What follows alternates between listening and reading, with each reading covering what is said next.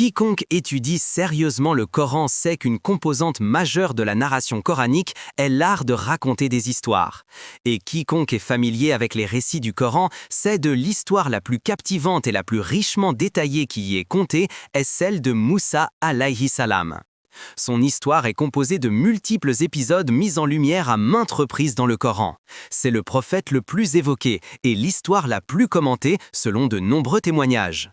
Et chaque épisode possède cette particularité. Chaque fragment recèle son propre message ou une myriade de messages.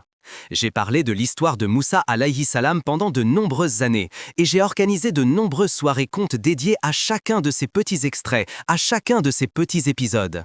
Mais il y a un épisode que j'ai négligé durant toutes ces années. C'est cette phase de son parcours où les sorciers ont été vaincus. L'affrontement a donc eu lieu. Vous savez, ils ont jeté leurs cordes et leurs bâtons et Moussa alayhi salam a jeté son bâton et ils sont devenus croyants. Et une panique s'est emparée de l'administration pharaonique et Pharaon a été humilié devant la nation tout entière. À partir de ce moment précis jusqu'à la noyade du pharaon. C'est un épisode très spécifique, de la défaite des sorciers jusqu'à la manière dont Pharaon a fini par se noyer. Je considère cet épisode, la défaite des magiciens des sorciers, comme le premier domino à tomber. Et le dernier de ces dominos à succomber est sa noyade. Et chacun de ces dominos intermédiaires, je les ai négligés pendant de nombreuses années. Mais plus j'ai décidé de me concentrer sur eux, plus j'ai réalisé qu'il y a un trésor inouï dans cette période, qui a été oublié. Je n'y avais jamais vraiment prêté attention, et je n'ai jamais vraiment entendu qui que ce soit d'autre parler de cette magnifique page d'histoire que le Coran a cristallisée. Et c'est précisément à cela qu'est consacrée cette soirée conte. Habituellement, je ne révèle pas le sujet de la soirée conte, mais cette fois, je ne peux m'en empêcher. C'est la seule fois, j'ai fait des dizaines de soirées contes et c'est la seule fois où je révèle le sujet de la soirée conte.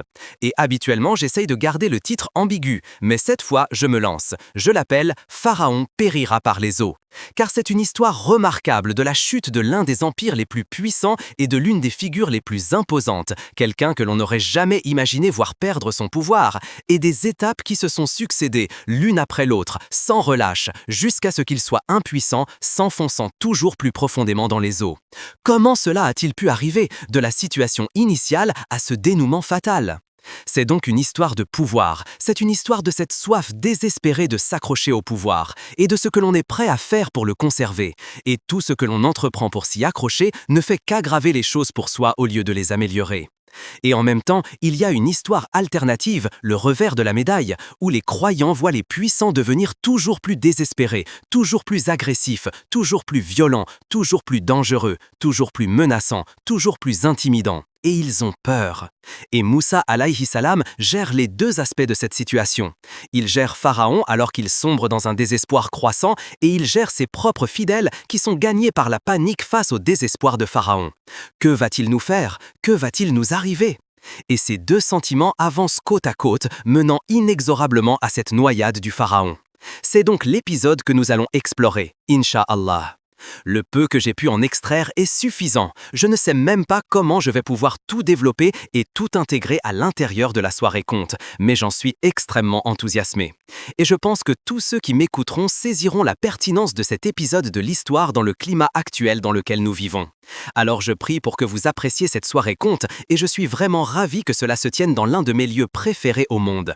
La communauté musulmane y a toujours été remarquable. Même les non-musulmans qui ont assisté au programme ont fait preuve d'une perspicacité incroyable, d'une grande amabilité et d'un engagement profond vers le contenu.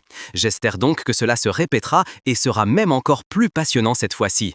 Jazakumullahu khairan. À bientôt. Assalamu alaikum wa rahmatullahi wa barakatuh.